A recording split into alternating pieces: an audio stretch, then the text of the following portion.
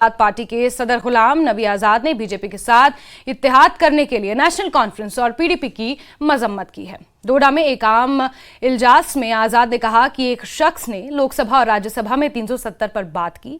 लोकसभा में उनके 2 मेंबर थे, लेकिन उन्होंने कुछ नहीं कहा। आजाद ने कहा कि मुफ्ती और पीडीपी ने बीजेपी को जम्मू कश्मीर में आने दिया। एक आदमी ने लोकसभा में, राज्यसभा में जम्मू कश्मीर के 370 पर बोला, क्यों नहीं बोला दूसरे एमपीज ने, दूसरी पार्टी ने? उनके लोकसभा में मेंबर थे 2, क्यों नहीं बोला? उठ के खड़े ही हो जाते। अगर तकरीर करने की हिम्मत नहीं थी, विरोध करने की हिम्मत नहीं थी, वो बीजेपी वाले हैं कि मैं बीजेपी वाला हूं। कांग्रेस हमारी वजह से, और अगर बुरा न लगे उनको कि दिल्ली की कांग्रेस भी मैं ही जीता के देता था हिंदुस्तान की। बीजेपी वाले वो, मैं बीजेपी की हुकूमत में मिनिस्टर नहीं था, वो थे। बीजेपी को जम्मू कश्मीर में मुफ्ती साहब और पीडीपी ने लाया। कांग्रेस ने यहां कभी दूसरा लीडर जो सीटें लाई मैंने लाई। आज वो तीनों हो गए हैं चोर चोर मसेरे भाई, और इल्जाम हम पर लगाते हैं। वो तो वोट कटू है भाई। उनका एनसी का कितने 40 साल पहले उनके एमएलए थे। उनका डोडा में कौन एमएलए, कब था? उनका भद्रवा में कहां एमएलए, उनका इंदरवाल में कहां एमएलए, उनका बानहाल में कहां एमएलए, उनका रामबन में कहां एमएलए? वो आज इकट्ठे कांग्रेस, एनसीपी, पीडीपी चुनाव रैली में बीजेपी को जिताने के लिए हमारा मुकाबला कर रहे हैं। आज अगर 2-3 सीटें जीतेंगे, क्योंकि वहां कोई दूसरी पार्टी है ही नहीं, मध्य प्रदेश, राजस्थान और छत्तीसगढ़। लेकिन जो जहां रीजनल पार्टियां हैं जिन पे उन्होंने कब्जा कर दिया है, वो मैंने जिता के कांग्रेस को दी। फिर मैंने कांग्रेस आज तक बनाई। उनको लगता है कि ये गया नहीं तो अब कांग्रेस का नामो निशान जम्मू कश्मीर से खत्म हो जाएगा, इसलिए वो भी नेशनल कॉन्फ्रेंस के साथ हां से हां मिलाने लगे वाले कहें, क्योंकि उनको मुझे वो सोच रहे थे गुलाम नबी आजाद दिल्ली में 40 साल तो हम राज करते हैं, तीसरी जनरेशन भी, हाँ, चौथी की भी तैयारी थी। ये बीच में कहां आ गया? अब ये हमारा पर काटेगा, इसलिए उन्होंने अफवाहें शुरू कर दी। तो जाहिर है उन्होंने कहना, तो आप कहां बीच में आ गए? कांग्रेस ने कहना है कि कांग्रेस तो 50 साल से मैं ही था, मुझसे पहले मुफ्ती साहब थे कांग्रेस, वो भाग गए। और इस बीच बिश्नाह से एक बड़ी खबर है, जहां के गांव टिंडे में आग की घटना सामने आई है। टाटा मोबाइल के बिजली के तार से टकराने से यह आग लगी है। टाटा मोबाइल पर ओवरलोड पराली लदी हुई थी, जिससे यह हादसा पेश आया है। फायर ब्रिगेड ने आग पर काबू पा लिया है। बीती रात की घटना बताई जा रही है, जहां पराली से लदा हुआ ये टाटा मोबाइल है।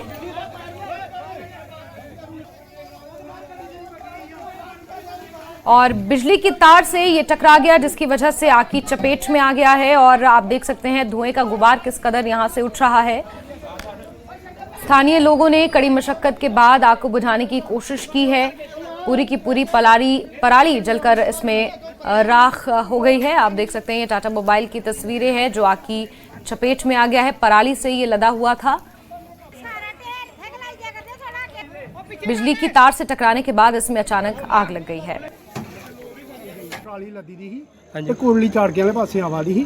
कोई तारां अजकल तुसीं पता तारां लोके थल्ले हुंदियां ने, लाइनां ना दिखदे ना कुछ। ये कोई स्पार्क की उपर गड्डी अग लगी है, तो असें बड़ी कोशिश की बुझाने की सर।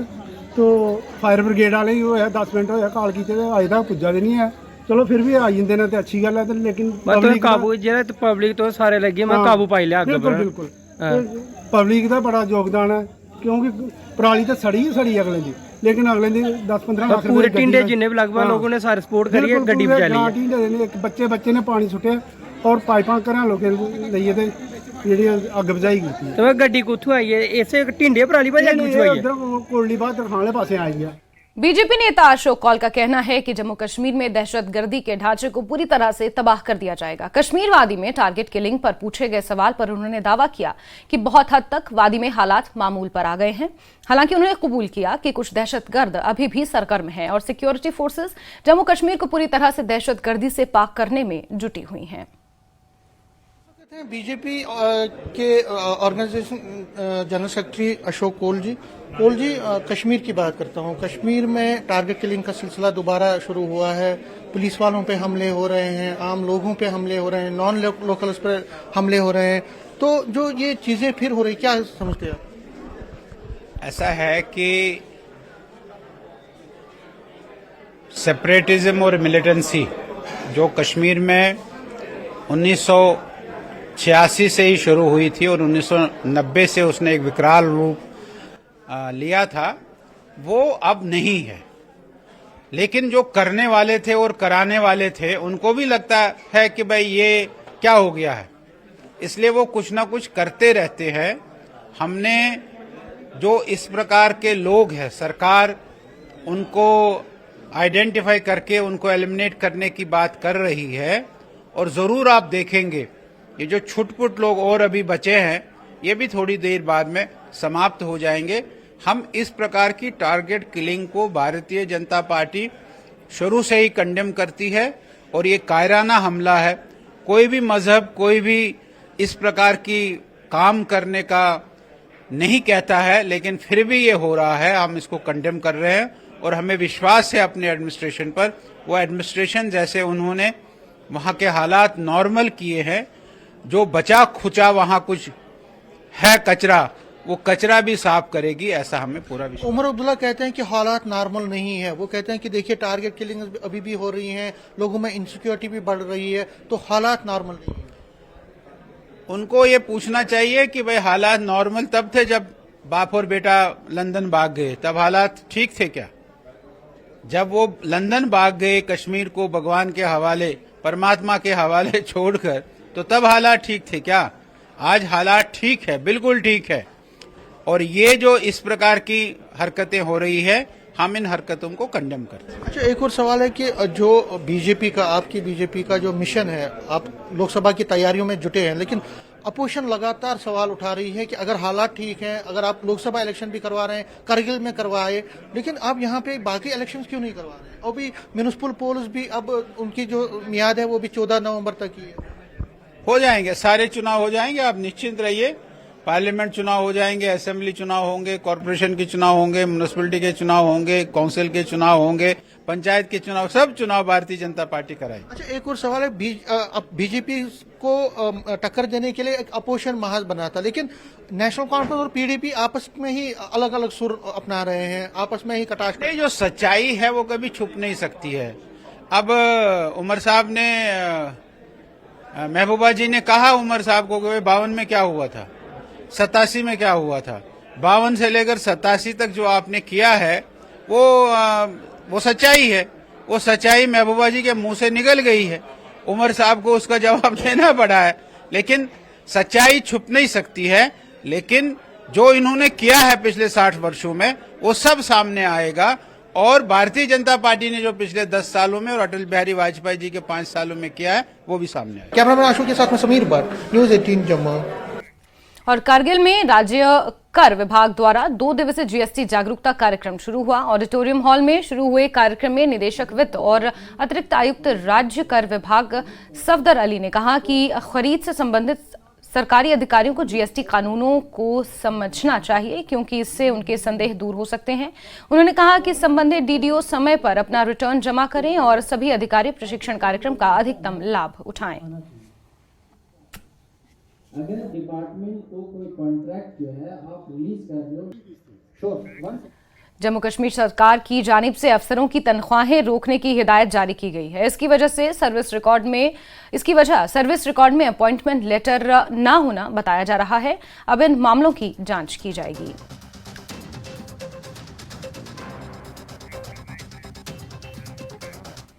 और कांग्रेस ने मशकूक सर्टिफिकेट वाले कर्मचारियों के खिलाफ कार्रवाई की हिमायत की है। सैलरी रोकी गई है 990 एम्प्लॉयज की, कांग्रेस इस पे बारे में क्या सोचती है? देखिए, बात यह है कि सरकार के मुलाजिम हैं, अगर कोई दिशा निर्देश है तो मुलाजिम को जो है वो फुलफिल करना चाहिए।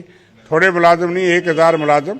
मैं नहीं समझता कि सैलरी रोकना मुनासिब है, लेकिन हाँ, जो जरूरी जानकारी है वो होनी चाहिए उस पोर्टल पे। वो अगर दिशा निर्देश दिए गए हैं, उसमें कोई 2 जज भी बताए जाते हैं, IAS अफसर हैं, वो कहीं पे अगर कोई रुकावट है तो सैलरी रोकना मैं समझता हूँ जायज नहीं। उनको आप नोटिस दे सकते हैं, उनको कहा सकता है, उसको समय दे सकते हैं और बिल्कुल कार्रवाई होनी चाहिए। हम इसके खिलाफ नहीं है कि सारी इन्फॉर्मेशन जो जायज इन्फॉर्मेशन है वो सरकार को मुलाजिम की लेने का हक है। ऐसी भी चर्चा है कि इलेक्शन, लोकसभा इलेक्शन के बाद भी अभी नहीं होंगे, तो क्या कहेंगे? ये जमहूरियत का कत्ल है, ये तो सरकार से तो कोई नहीं है। मर्डर ऑफ डेमोक्रेसी अगर किसी ने देखनी है तो वो जम्मू कश्मीर में देखे। हम लोग असेंबली के चुनाव से महरूम है और जो ऑब्जेक्शन हमने दिए थे, हमने सोए हुए प्रशासन को जगाया। ठीक है अरविंद शर्मा जी ने कि हमने कहा था कि चीफ इलेक्टोरल अफसर के पास भी कोई जुरिस्डिक्शन नहीं है। BR शर्मा साहब, जिनको गवर्नर साहब ने ओथ दिलाई, उन्हीं के पास था, लेकिन ये सरकार की कताई थी जिसको कांग्रेस ने जगाने का काम किया। आज होश में यहाँ पे आए, लेकिन विलंबता अभी भी है कि OBC का लोगों को तरजीह दे। ये कांग्रेस ने अपने ऑब्जेक्शन में उसी दिन with in the time framework हमने वो ऑब्जेक्शन फाइल किए थे, लेकिन अभी तक भी सोए रहे। आज वो जब 14 नवंबर को इनका पूरा पीरियड खत्म होगा फिर वो आगे करेंगे। डिले करने का एक कारण यहाँ पे है। मैं समझता हूँ कि फौरी तौर पे इलेक्शन अथॉरिटीज जो कंसर्न है उसको कॉल लेनी चाहिए और इमीडिएटली प्रतिक्रिया जो है यहाँ पे वो खत्म करे और असेंबली का चुनाव का रास्ता साफ कर पाए। नूनामाई यारीपुरा कुलगाम में कुछ साल पहले एक फल बाजार और सामुदायिक हॉल की तमीर हुई थी, लेकिन इनमें काम अभी शुरू नहीं हुआ है।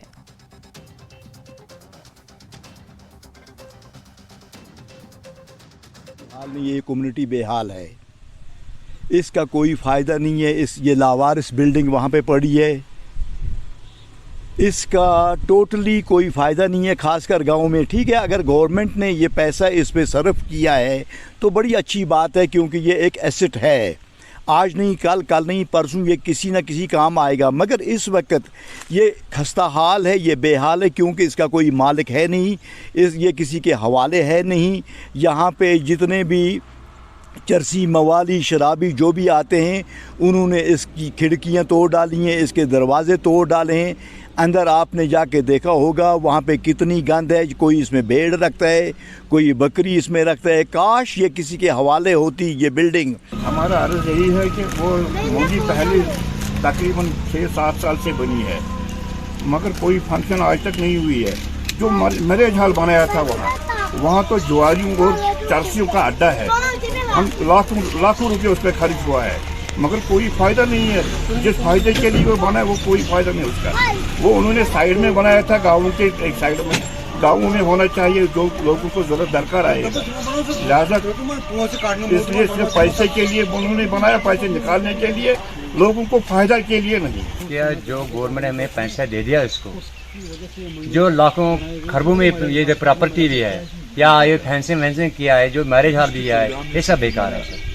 इसको कोई पूछने वाला नहीं है। अंदर देखो, जो अंदर की छत होती है वो भी बेकार है। उसके ट्रंच देखो, इससे दाएं तरफ ट्रंच देखो, ये भी बेकार है। अंदर जो पीछे वाली खिड़की है वो भी बेकार है, वो भी जला दिया है, वो चोरी किया है इसको। जो पीछे वाली जो ग्राउंड है ये मैरिज हॉल है, ये इसको क्या कहेंगे, मंडी है। मंडी ने आप देखो इसको लोग उसको जो घास वास सुखाते उसी में, पेटी रखते हैं उसी में। इसका कोई पूछने वाला कोई कितने साल से ये ऐसी है? तकरीबन 10 साल से ज्यादा होता है सर। नूनामाई यारीपुरा के इस मकाम पे एक फ्रूट मंडी और इसके साथ साथ एक मैरिज कम्युनिटी हॉल सेंटर का कयाम अमल में लाया गया। इसमें बाज़ाब्ता तौर पे काम शुरू किया गया और दोनों काम जो है ऑलमोस्ट मुकम्मल किए गए। लेकिन अलमिया ये कि सरकारी खजाना आमरिया पर एक बहुत बड़ा बोझ जो है वो इस लिहाज से है क्योंकि ये दोनों चीज़ें जो हैं, ये कम्युनिटी सेंटर और ये जो फ्रूट मंडी है, ये बिल्कुल अभी तक फंक्शनल नहीं हुई है, जिसकी वजह से मकामी लोगों के अंदर जो है एक खदशा जाहिर हो गया है, खदशा पैदा हो गया है कि ये जो फ्रूट मंडी है और ये जो कम्युनिटी हॉल है, यहाँ औबाश नौजवानों की आमाजगाह बन गया है। और ऐसे में हमने डिपार्टमेंट ऑफ हॉर्टिकल्चर मार्केटिंग से प्लानिंग से बात की तो उन्होंने कहा कि इसको जल्द से जल्द जो है वो फंक्शनल बनाया जाएगा ताकि इस पे जल्द से जल्द फ्रूट का कारोबार शुरू किया जाए। जौहर रिजवी, न्यूज 18 नेटवर्क, नुनमाई, यारीपुरा। और खबरों का सिलसिला जारी रहेगा, लेकिन वक्त एक छोटे से ब्रेक का।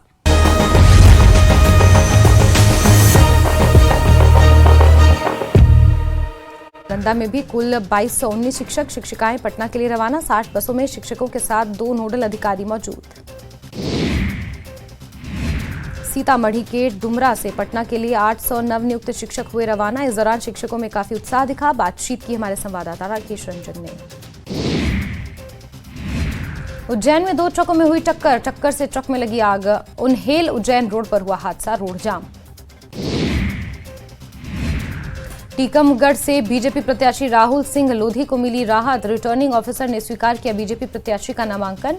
कांग्रेस प्रत्याशी की शिकायत रिटर्निंग ऑफिसर ने की खारिज।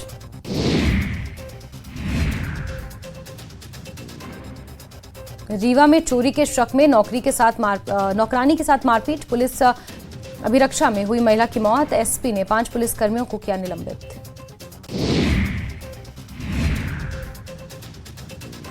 राहुल गांधी पर केंद्रीय मंत्री और बीजेपी उम्मीदवार प्रहलाद पटेल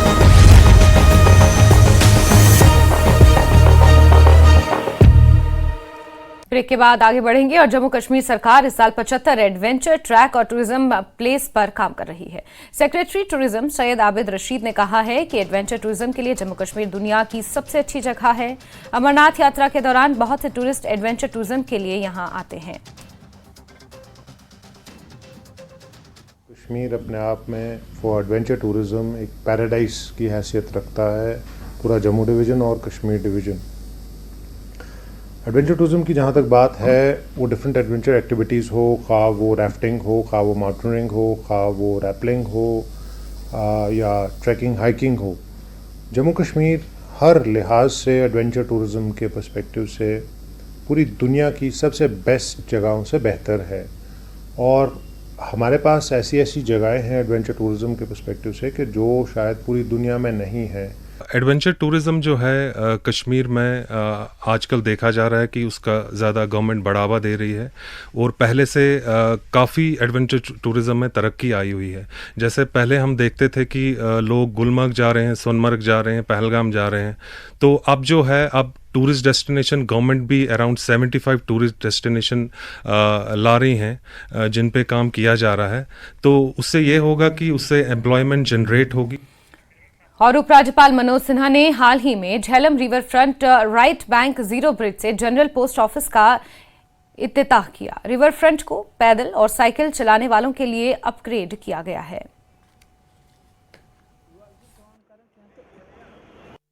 बात ये, जब ये पुल के नीचे हम देख रहे सिर्फ वो कुत्तियों का वो टिड्डियाँ डायपर ऐसे कूड़ा कचरा फेंका था, यहाँ दिल नहीं करता था इंसान को चलने के लिए।